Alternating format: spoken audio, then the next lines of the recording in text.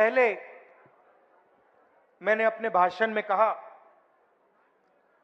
कि हम अंबेडकर जी की बात करते हैं, जगलाल चौधरी जी की बात करते हैं,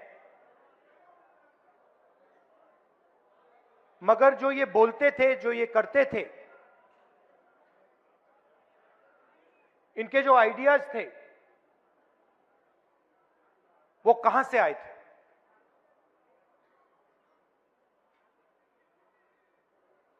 वो जो आपके दिल में जो दर्द था, दलितों के दिल में जो दर्द था, जो दलितों के दिल में जो दर्द था, जो दुख था, जो उनके साथ हजारों सालों के लिए किया जा रहा था, वो आवाज अंबेडकर जी और जगलाल चौधरी जी के मुंह से निकलती थी। मतलब जो आपके दिल में था, जो आपके समाज के दिल में था, वो अंबेडकर जी और जगलाल चौधरी जी बोलते थे।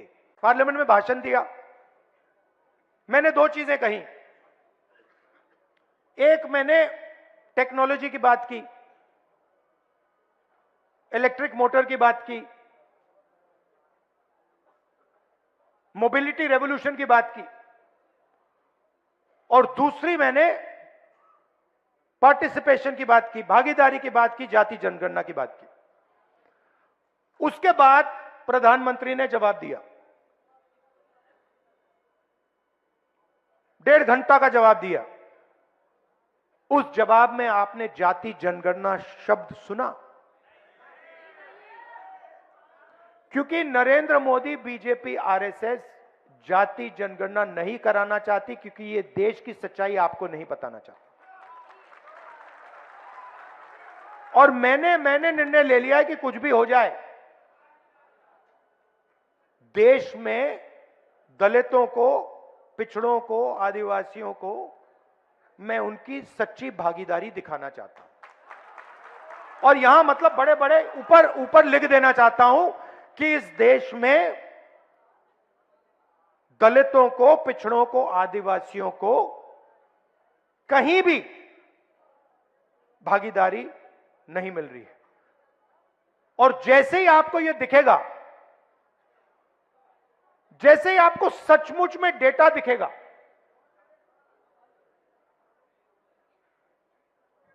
फिर हिंदुस्तान की असलियत, हिंदुस्तान का हर एक नागरिक, हर एक दलित, हर एक पिछड़े वर्ग, हर एक आदिवासी सब समझ जाएंगे। और फिर एक नई तरीके की राजनीति, एक नया तरीके का विकास शुरू होगा। सवाल उठाया किसी ने कि आगे क्या करना है, रास्ता क्या है? मैं बताता हूं आपको। सबसे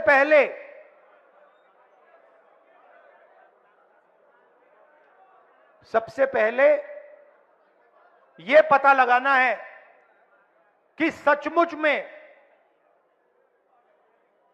किसकी कितनी आबादी है और किसको कितनी भागीदारी मिल रही है। और यह पता लगाने का एक ही तरीका है, उसका नाम है जाति जनगणना। और यह बिहार वाला जो जाति जनगणना है, मैं इसकी बात नहीं कर रहा हूं। जाति जनगणना देखना है तो तेलंगाना वाला देख लीजिए। तो जाति जनगणना क्या है, मैं आपको समझाना चाहता हूं। जाति जनगणना सिर्फ सर्वे नहीं है, पहला कदम है। जैसे चोट लगती है, मैडम आपको कभी चोट लगी है? हाथ टूटा है कभी आपका? आप अस्पताल गई थी, डॉक्टर ने पहले आपसे क्या कहा? एक्सरे कराना है। कहा नहीं कहा? किसी को चोट लगती है, डॉक्टर पहली चीज कहता है, भाई देखो एक्सरे कराओ। तो पहला कदम एक्सरे का है। जाति जनगणना हमें यह बता देगा कि दलित कौन है, आदिवासी कौन है, पिछड़े वर्ग के लोग कौन है, माइनॉरिटी कौन है, जनरल कास्ट कौन है, गरीब जनरल कास्ट कौन है, ये सब पता लग जाएगा। उसके बाद हम दूसरा काम शुरू करेंगे। हम हिंदुस्तान की सारी संस्थाओं की लिस्ट निकालेंगे, इंस्टीट्यूशंस की लिस्ट निकालेंगे, चाहे वो जुडिशरी हो, ब्यूरोक्रेसी हो, सब इंस्टीट्यूशन की लिस्ट निकालेंगे। उसमें पता लगाएंगे कि मीडिया में दलितों की असलियत में कितनी भागीदारी है, कॉर्पोरेट इंडिया में असलियत में दलितों की कितनी भागीदारी है, ब्यूरोक्रेसी में असलियत में कितनी भागीदारी। रिप्रेजेंटेशन की जगह है, मगर मेरा सवाल दूसरा है। मेरा सवाल यह है कि मैंने कहा कि ये हमारे मीडिया के मित्र हैं। उदाहरण देता हूं, मैंने कहा ये मीडिया के मित्र हैं,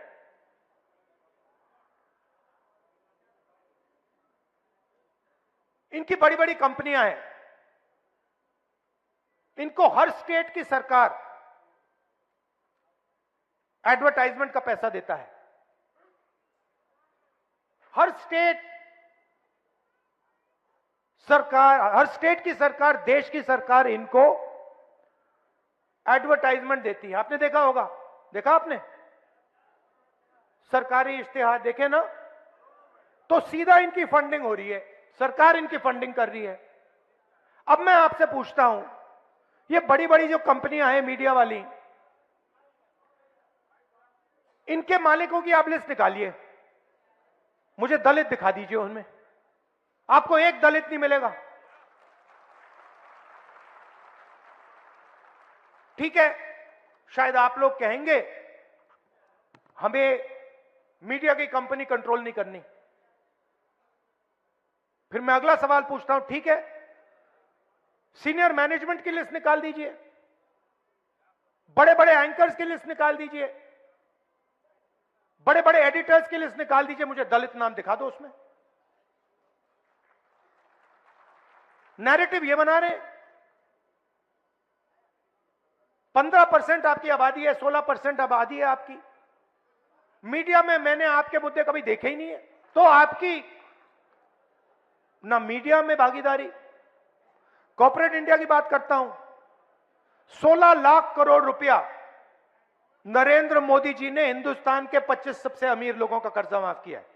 16 लाख करोड़ रुपया, उनकी लिस्ट निकालिए। 25 लोग हैं, अदानी, अंबानी, ये लोग। जीएसटी का 16 लाख करोड़ रुपया कर्जा माफ किया है। आपका पैसा है, दलितों का पैसा है, पिछड़ों का है, आदिवासियों का है। मगर अगर आप लिस्ट निकालेंगे, उसमें एक दलित नाम नहीं है, एक पिछड़ा नाम नहीं है, एक आदिवासी नाम नहीं है। कॉर्पोरेट इंडिया की लिस्ट निकालिए, 200 सबसे बड़ी कंपनियां, उनके मालिकों की लिस्ट निकालिए, मुझे दिखा दो, दलित नाम दिखा दो उस लिस्ट में, आपको एक नहीं मिलेगा। कॉर्पोरेट इंडिया की सीनियर मैनेजमेंट की लिस्ट निकालो, उसमें एक दलित, एक पिछड़े का नाम दिखा दो, एक आदिवासी का नाम दिखा दो, नहीं मिलेगा। आप जीएसटी देते हो, ये आप जो शर्ट पहने हैं, जितनी जीएसटी आपने इस शर्ट के लिए दी है, अगर अदानी इसी शर्ट को खरीदता उतनी ही जीएसटी वो देता। गलतफहमी में मत रहिए, अरबपति जीएसटी नहीं देते हैं, हिंदुस्तान के मजदूर, हिंदुस्तान के किसान, हिंदुस्तान के गरीब लोग जीएसटी देते हैं। आप पैसा देते हो, आपके जेब से जाता है, सीधा उनके जेब में जाता है। 200 बड़ी, सबसे बड़ी कंपनियों के मालिकों में एक ओबीसी नहीं है, एक दलित नहीं है, एक आदिवासी नहीं है। तो हो क्या रहा है, पूरा का पूरा पैसा आपके जेब से ट्रांसफर हो रहा है, दलितों के जेब से, आदिवासियों के, और आप सबसे गरीब हो। दलित, आदिवासी, पिछड़ों के जेब से ट्रांसफर हो रहा है और इनके जेब में जा रहा है। मैं आपको एक कहानी बताता हूं, बहुत सुंदर कहानी बताता हूं आपको, आप हैरान हो जाओगे। आजकल स्टूडेंट्स जाते हैं, अमेरिका जाते हैं ना, पढ़ने जाते हैं। अमेरिका के बड़े बड़े कॉलेजेस हैं।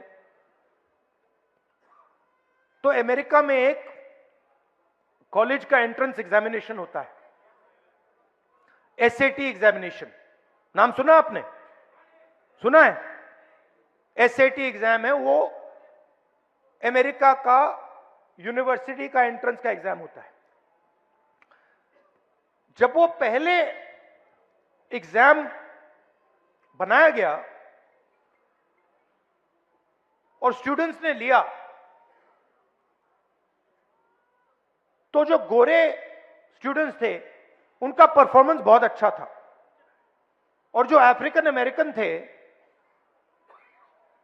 उनका परफॉर्मेंस बिल्कुल बेकार था। मैं बहुत गहरी बात बोल रहा हूं, इसको अच्छी तरह सुनिए। तो जब नया एग्जाम आया,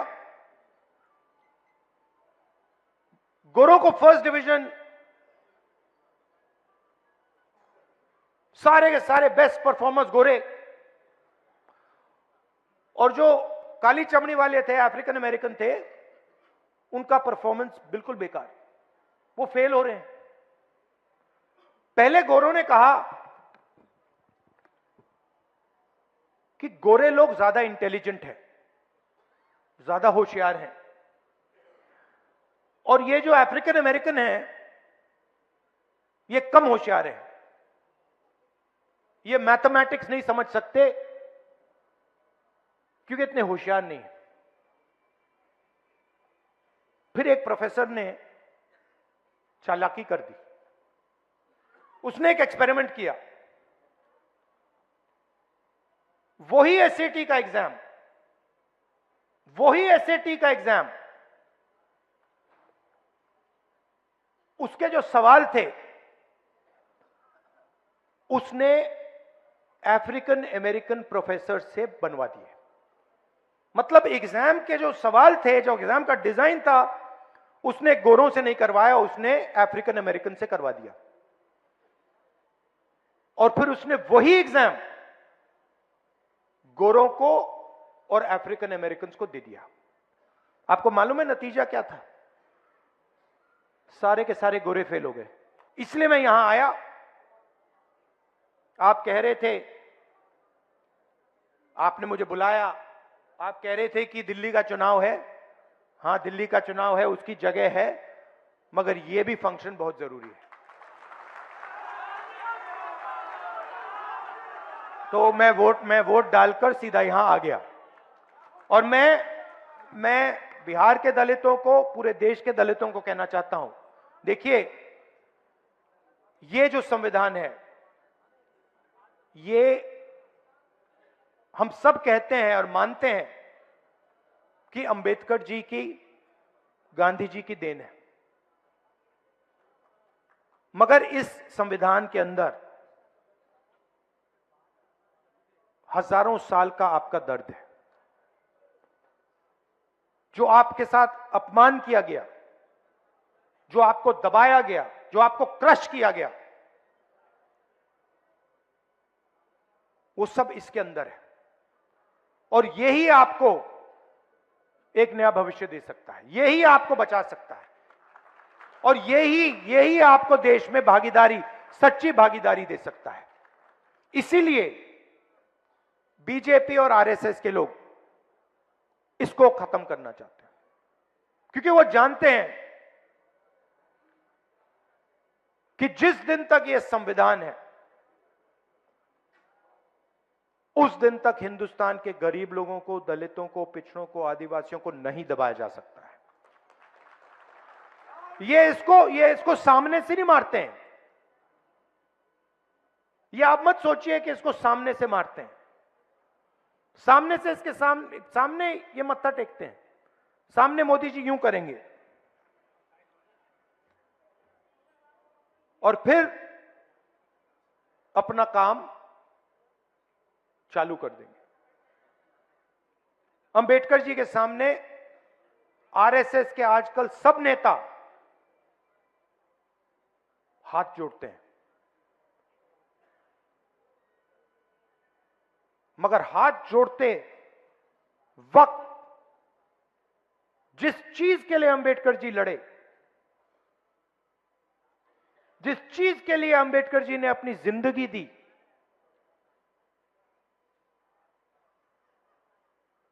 उसको रद्द करते हैं, उस पर आक्रमण करते हैं, उसको खत्म करने की कोशिश। आजादी मिली,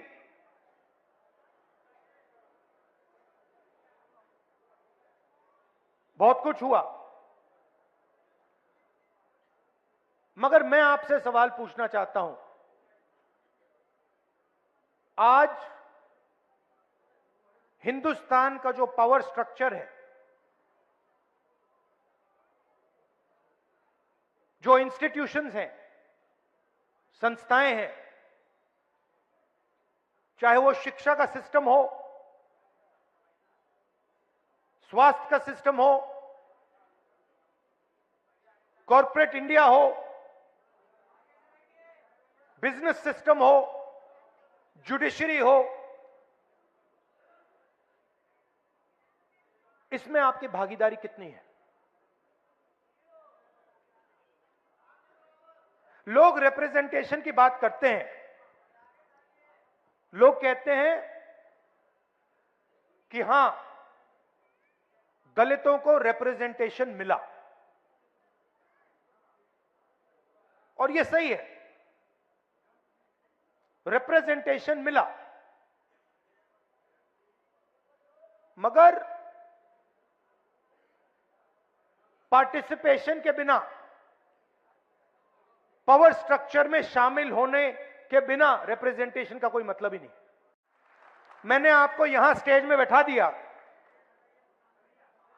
5 लोगों को यहां स्टेज में बैठा दिया, और फिर निर्णय पीछे से लिए जा रहे हैं, तो आपको स्टेज पे बैठाने का कोई मतलब ही नहीं है।